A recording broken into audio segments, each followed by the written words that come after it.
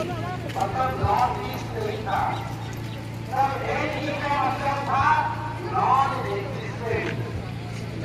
अपनी बहन और माताओं के साथ बिहू का कार्यक्रम मनाते हैं, प्रधानमंत्री नरेंद्र मोदी उसे देखने आते हैं और क्या डांस हो रहा होता है, पूरा विश्व में रिकॉर्ड टूटता है, पूरा भारत ही नहीं वर्ल्ड देखता है कि हमारा आसाम क्या है। मैंने कहा अरे हमारे आसाम में हो रहा है, आसाम में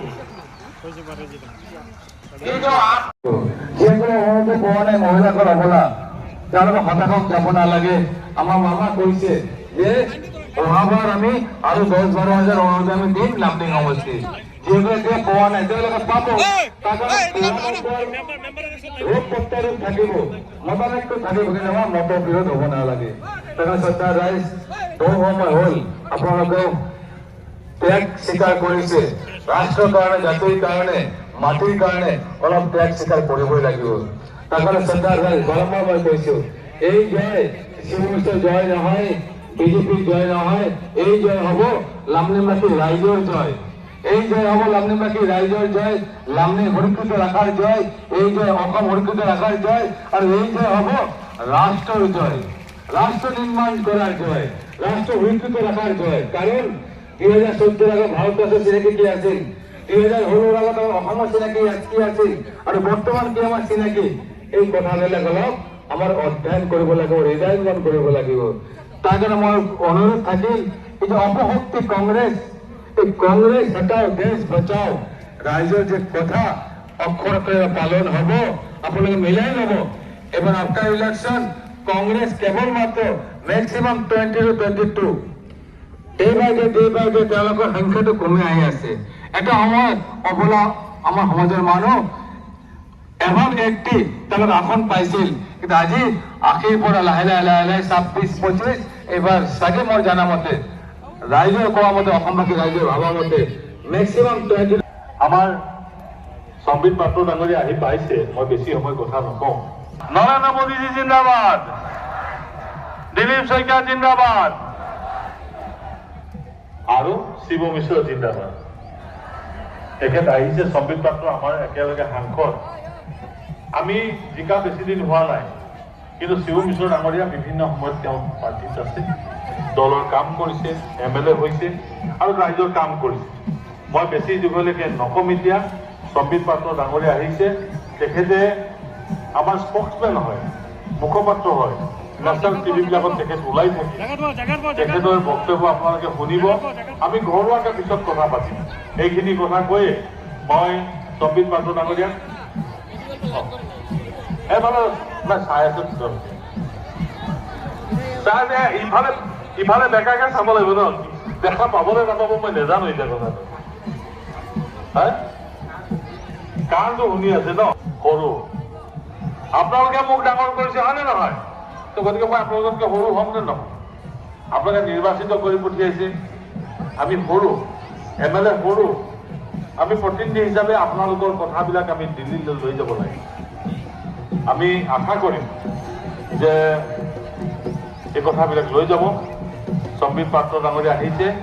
ভাৰত মাতা কি, ভাৰত মাতা কি, নৰেন্দ্ৰ মোদীজী, নৰেন্দ্ৰ মোদীজী, নীতিন নবীনজী, দিলীপ শইকীয়া, হিমন্ত বিশ্ব শৰ্মা, সম্বিত পাত্ৰ, সম্বিত পাত্ৰ, সম্বিত পাত্ৰ পুৰী, জগন্নাথ পুৰীৰ সাংসদ, তেওঁ বিজেপিৰ মুখপাত্ৰ আৰু উত্তৰ পূৰ্বাঞ্চলৰ তেওঁ প্ৰভাৰী।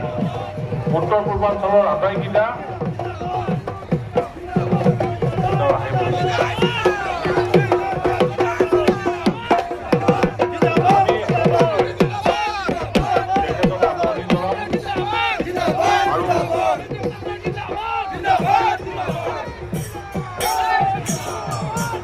কোনোৱে আসন এৰি যাব নালাগে। উৰিষ্যাৰ সাংসদ আমাৰ সম্বিত পাত্ৰ, এটা উৰুলি দি পেলাই মাননীয় সম্বিত পাত্ৰ ডাঙৰীয়াক আদৰণি জনাওকচোন সকলোৱে। বাহিৰে কৰি দিব ৰ'ব।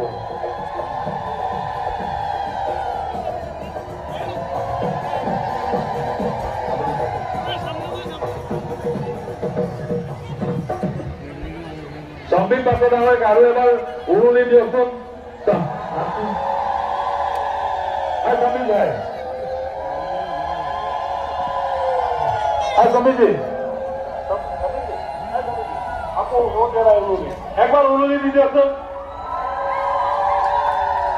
আমি সংসদত একেলগে সাংসদ পুৰী জগন্নাথ পুৰীৰ তেওঁ সাংসদ তেওঁ ভগৱান জগন্নাথৰ আশীৰ্বাদ পুষ্ট আৰু উত্তৰ পূৰ্বাঞ্চলৰ তেওঁ ইনচাৰ্জ মই মিটিংখন চলাই লৈ যাবৰ কাৰণে মই দাদাক অনুৰোধ জনাইছোঁ ধন্যবাদ দাদা আমাৰ মাজত এতিয়া উপস্থিত হৈছেহি আমাৰ ভাৰতীয় জনতা পাৰ্টিৰ ৰাষ্ট্ৰীয় প্ৰবক্তা তথা आपकी भाषा आसामी हमारा कल्चर उड़ीसा का कल्चर और परंपरा और आसाम का कल्चर और परंपरा एक ही जैसे है ओडिशा और आसाम दो बहने हैं मु जदि ओडिया रे कहि भी आपण माने सबु बुझी पारिबे आ आपण माने आसामी रे कहिले मु सबु बुझी पारिबी सेतिपाई समस्ते बसी पड़ बही जाओ आमे ओडिया रे कहू बसी पड़ आपण माने आसामी रे कहंतु बही